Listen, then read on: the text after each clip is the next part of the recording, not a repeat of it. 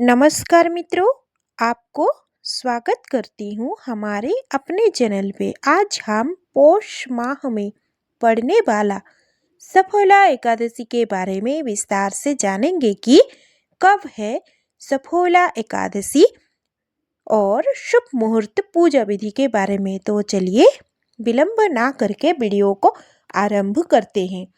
हिंदू धर्म में सफोला एकादशी का अत्यंत विशेष महत्व माना गया है।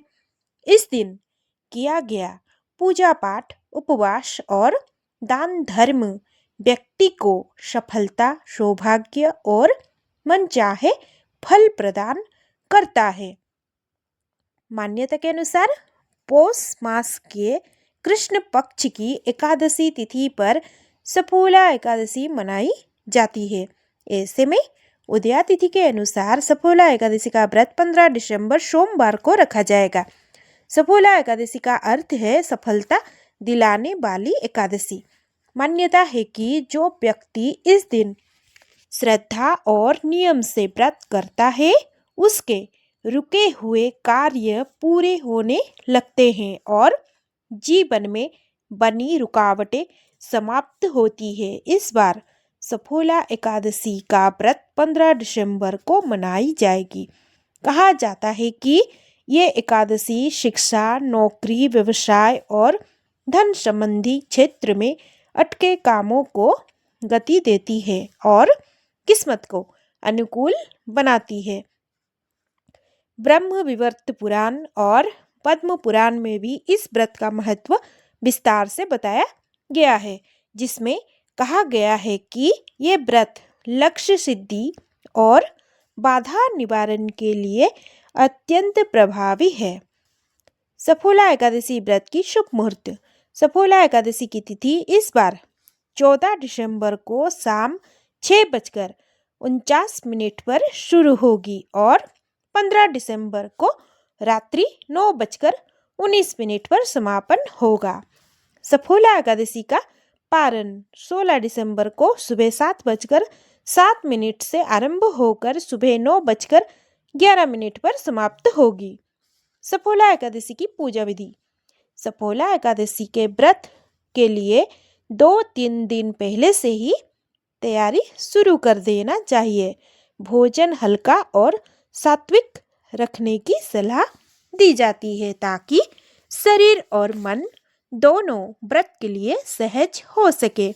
जो व्यक्ति मांसाहार करते हैं, उनके लिए इसे कुछ दिन पहले ही त्यागना आवश्यक बताया गया है, क्योंकि मान्यता के अनुसार मांसाहार की उपस्थिति सफोला एकादशी के शुभ फल को कम कर देती है। व्रत वाले दिन सुबह ब्रह्म मुहूर्त में उठकर स्नान करके साफ वस्त्र पहनकर घर की, मंदिर की साफ सफाई करना आवश्यक माना गया है। सूर्य देव को तांबे के लोटे से अर्घ देकर दिन की शुभ शुरुआत की जाती है, क्योंकि सूर्य देव को अर्घ देने से कार्य में ऊर्जा और सकारात्मकता प्राप्त होती है।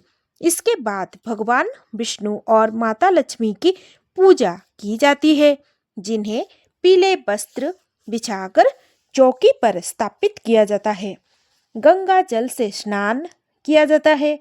चावल, पुष्प और तिलक अर्पित करने के बाद घी का दीपक जलाया जाता है और ओम नमः भगवते वासुदेवाय मंत्र का 108 बार जाप किया जाता है। इस दौरान पूजा करने वाला व्यक्ति अपनी मनोकामनाएं स्पष्ट रूप से भगवान के चरणों में रखता है, चाहे वो पढ़ाई में सफलता हो, नौकरी में उन्नति हो, व्यापार में प्रगति हो।